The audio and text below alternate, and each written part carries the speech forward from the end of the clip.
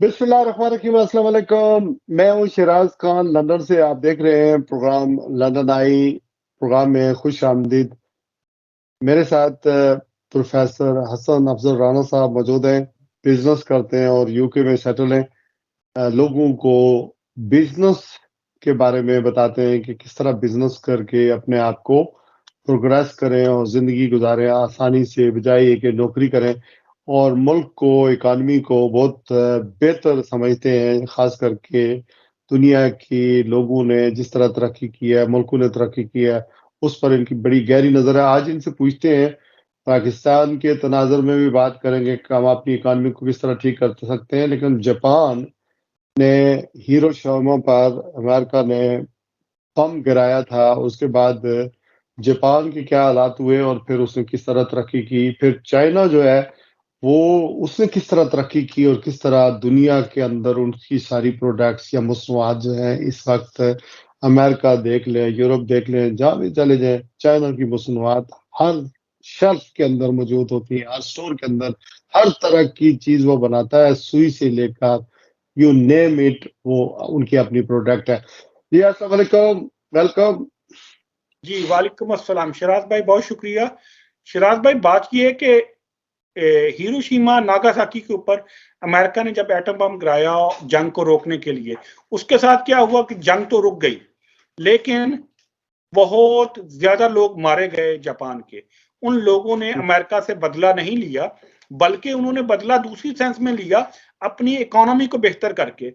उन्होंने अपनी सारी की सारी तवज्जो जो है वो अपनी इकोनॉमी को बेहतर की। उसके लिए उन्होंने अपनी प्रोडक्ट पूरी दुनिया में ऐसे फेंक दी जैसे आप समझ लेना रद्दी और कागज और कूड़ा फेंकते हैं। उन्होंने ऐसे अपनी प्रोडक्ट्स पूरी दुनिया में फेंक दी। आज वो दुनिया के अंदर जीडीपी के लिहाज से बहुत बड़ा मुल्क है, छोटा सा मुल्क है, जगह भी नहीं है, कुछ भी नहीं है, लेकिन लोग जो है वो काम करने वाले हैं। लोग 10-10, 12-12, 14-14 घंटे काम करते हैं। वो वर्क हॉलिक लोग हैं। जो कौमें ऐसी होती हैं वही तरक्की करती हैं। आपने उसके साथ बात की चाइना की। सर चाइना जो है वो बहुत गरीब था, बहुत बुरे हालात थे। ये तो 1976 के अंदर इसने आके अपने आप को चेंज किया। इनका एक हुक्मरान आया था, डीन शॉन्गपिंग, वो आया, उसने आके इनकी पॉलिसीज को चेंज किया। उसने कहा सबसे पहले तो हमारे पास खाने के लिए नहीं है, तो उसने कहा 5 पॉलिसीज मुझे बनानी होगी। पहला उसने कहा कि मुझे एग्रीकल्चर के ऊपर तवज्जो देनी होगी। जब उसका एग्रीकल्चर सेक्टर डेवलप हो गया तो उसके साथ उसने विलेज बेस्ड इंडस्ट्री को डेवलप किया। जब उसकी विलेज बेस्ड इंडस्ट्री डेवलप हो गई, देखिए विलेज बेस्ड इंडस्ट्री है क्या, वही जो एग्रीकल्चर फर्टिलाइजर है, वो जो एग्रीकल्चर के टूल्स है, वो सारी इंडस्ट्री उसी गांव के अंदर लगाई है ताकि वहीं फार्मर को वहीं पर पेश की जाए। जब वो हो गया फिर उसने टेक्सटाइल इंडस्ट्री की तरफ आया। टेक्सटाइल भी कैसे, उसके साथ उसने रिलेट किया एग्रीकल्चर को, क्योंकि कॉटन जिस मुल्क में होगी तो टेक्सटाइल भी वही करेंगे। पहले वो कॉटन एक्सपोर्ट करते रहे, फिर उसके बाद उन्होंने कहा नहीं हम अपनी इंडस्ट्री लगाते हैं। तो 82 के अंदर देखिए, 76 से 82 का थोड़ा सा टेनोर है, उसके अंदर ही वो इस फील्ड के अंदर आ गया। और 88 के अंदर वो इलेक्ट्रॉनिक मार्केट जो पूरी दुनिया में फैल रहे थे, टेलीफोन थे, वीसीआर थे, टेलीविजन थे, वो इंडस्ट्री के अंदर छा गया। वो पूरी दुनिया को देना शुरू कर दिया। जब उसके अंदर भी वो सक्सेसफुल हो गया, पूरी दुनिया चेंज हो रही थी, पूरी दुनिया जा रही थी सर्विस इंडस्ट्रीज की तरफ, अमेज़न, तो उन्होंने भी अलीबाबा बनाया, सर्विस इंडस्ट्री में वो भी गए। आज वो भी बहुत बड़ी मार्केट है। आज वो भी उनका 55% जीडीपी जो है चाइना का, वो सर्विस इंडस्ट्री से आ रहा है। तो आपको चेंज करना होता है, वक्त के हिसाब से आपको चेंज करना होता है। हम भी ऐसे ही चेंज कर सकते हैं अपने हालात के हिसाब से, उसको मॉडिफाई करके। देखें, आपको 20 से 30% कोई भी जो मॉडल है पूरी दुनिया में लगा हुआ, उसको अपनी सिचुएशन के हिसाब से मॉडिफाई करना। और लड़ाइयां हल नहीं है, सुलह ही हल है, डायलॉग ही हल है। हमें बैठना होगा अपने लोगों के साथ भी, और हमें छोड़ना होगा हमारा किसी के साथ कोई तल्लक नहीं, किसी से कोई लड़ाई नहीं, कोई हमारा दुश्मन नहीं। हमें दुश्मनियों को छोड़ के उनके साथ सुलह की तरफ आना होगा। बस सुलह करके और अपने मामला को सीधे किए जाए, क्योंकि हमारे ऊपर कर्जा बहुत ज्यादा है। हम सुलह करके अपने मामला को ठीक करें और मुल्क को हम भी उसी तरह अमीर मुल्क की सूरत में बनाए जैसे जापान है, आपका यूके है, आपका चाइना है, और बहुत सारे दीगर ममालिक हैं। नाम लेना शुरू करूं तो फहरिस्त लंबी हो जाएगी, लेकिन उसके लिए हमें चुप करके मेहनत करनी पड़ेगी। और कहते हैं ना, जब ढोल बजता है ना, तो वो पूरी दुनिया जो है ना उसको ढोल की आवाज को सुनती है, लेकिन उससे पहले मेहनत करनी पड़ती है ढोल बजाने के लिए। पहले नहीं बजाना, जब आप कुछ बन जाए तो जरूर ढोल बजाएं, क्योंकि जीत की खुशी में ढोल होता है, जीतने से पहले जो ढोल होता है ना उसका फायदा कोई नहीं है। लेकिन हमारे तो हाँ कुछ कुदरती मसाइल हमारे पास मतलब मसाइल हैं। एक तो हमारा बॉर्डर जो है वो एक तरफ चाइना है, एक तरफ इंडिया है, एक तरफ ईरान है, एक तरफ अफगानिस्तान है। एक तो ये हमारे साथ प्रॉब्लम है कि इंडिया के साथ हमारी बनती नहीं। हम 76 साल से हम ऑन ऑफ लड़ाइयों में हैं, प्रॉक्सी वॉर है। जब इंडिया में कोई वाकया होता है तो इल्जाम पाकिस्तान पर लगता है, और पाकिस्तान में कोई वाकया होता है तो जान छूट जाती है इंडिया पर इल्जाम लगाकर। इसी तरह अफगानिस्तान से आपको पता है 2500 किलोमीटर हमारा वो बॉर्डर है। इसी तरह ईरान पर जो है आलमी सतह पर सैंक्शन लगी हुई है, हम बायलैटरल उसके साथ कोई ताल्लुकात इस्तवार नहीं कर सकते। हमें एक तरफ चाइना को सुनना पड़ता है, दूसरी तरफ हमारा जो मिलिट्री इंफ्रास्ट्रक्चर है वो सारा अमेरिकन या वेस्ट बेस है, हमें सुननी पड़ती है। और चाइना पाकिस्तान से जो सिविल हुकूमतें आती हैं, जो हमारी जमहूरियत है, कई दफा 3-4 तो मार्शल लॉ लगे हैं। तो हमारे लिए तो मसाइल हैं कि अंदरूनी भी हैं और बैरूनी भी हैं। और जो लीडरशिप हमें मिलती है, एक आर्मी के चीफ आते हैं तो वो अपनी पॉलिसियां बनाते हैं, एक हुकूमत कोई आती है तो वो अपने हिसाब से चलती है। 2 साल के बाद से मेरे ख्याल 32-33 वज़राए आज़म तब्दील हो गए।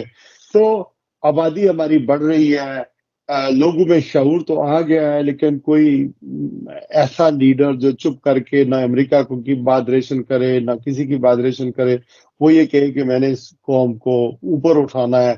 वो तो उसी सूरत में हो सकता है ना कि आर्मी हमारी स्टैब्लिशमेंट हमारी कह लें, या फिर सिविल जो गवर्नमेंट है वो एक एग्रीमेंट कर ले और कंसेंसस पूरे मुल्क के अंदर डेवलप हो जाए।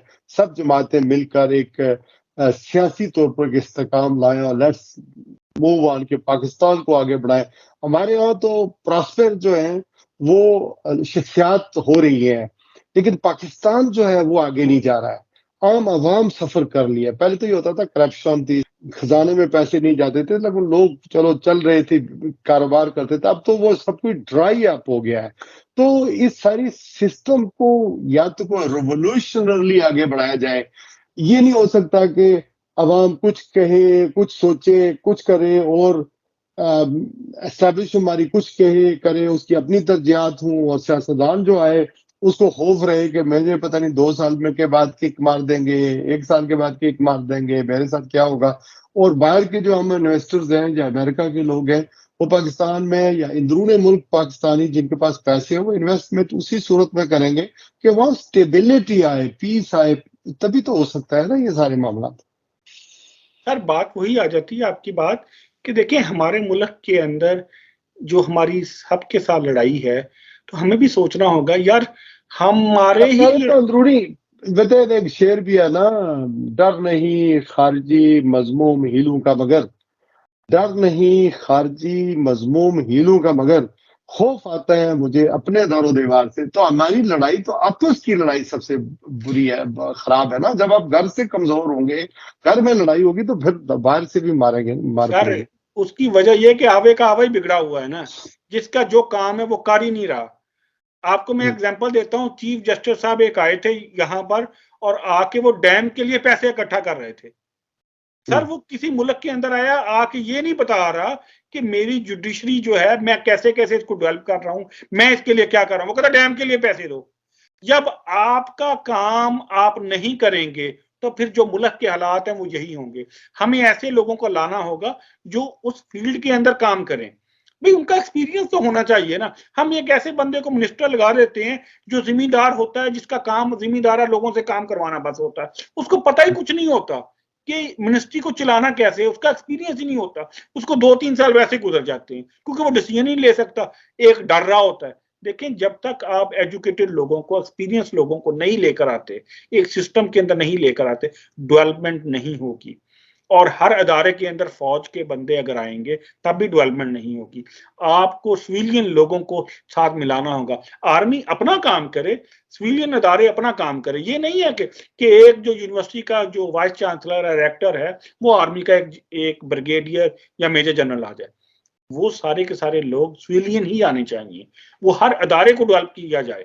और देखिए मेहनत होती है। जैसे टैक्स रिफॉर्म की मैं बात करूं, हम कहते हैं जी हमारे मुल्क के अंदर लोग टैक्स नहीं देते। आप देखें जो सीनियर हो गए आप उनको कुछ नहीं कर सकते, लेकिन जो बच्चा 18 ईयर्स का हुआ है उसको टैक्स के नेटवर्क के अंदर शामिल कर दे। उसका जो है वो फॉर्म बनाए पर्सनल टैक्स का और उसको कहें कि फिल करके भेज दे, वो यूज टू हो जाएगा। और वो यूज टू हो जाएगा, वो टैक्स नेटवर्क के अंदर भी आ जाएगा। तो हमें स्लोली उस तरफ आना होगा। हमें पॉलिसीज ऐसी बनानी होंगी कि लोग आए। और दूसरा ये कि लोगों को इत्मीनान भी देना होगा। देखिए मैं यहाँ पर अगर टैक्स दे रहा हूँ, मुझे पता है मेरा टैक्स का पैसा जो है यहाँ पर एनएचएस के ऊपर खर्च हो रहा है, पुलिस के ऊपर खर्च हो रहा है, फायर ब्रिगेड के ऊपर खर्च हो रहा है, रोड के ऊपर खर्च हो रहा है। तो कहीं पे भी नजायज नहीं जा रहा, रिश्वत की सूरत में नहीं जा रहा। तो मैं हैप्पी होता हूँ। तो लोगों को इत्मीनान दें, लोग इस मुल्क को पैसा देंगे। जो अदारों में लोग बैठे हुए हैं, बड़े बड़े लोग हैं, उनसे मेरी हाथ जोड़ के गुजारिश है कि खुदा के लिए इस मुल्क में लोगों को ट्रस्ट दे दें। जस्ट ट्रस्ट दे दें कि आप लोग सही काम कर रहे हैं।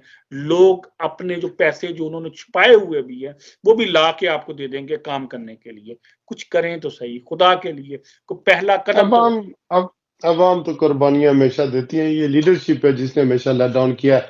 हसन अफजल राना साहब, बहुत शुक्रिया आज के लिए। बस नाजरीन इतना ही। अल्लाह पाकिस्तान को और अहले पाकिस्तान की खैर करे और आपको भी सलामत रखे। अस्सलाम वालेकुम रहमतुल्लाहि व बरकातहू।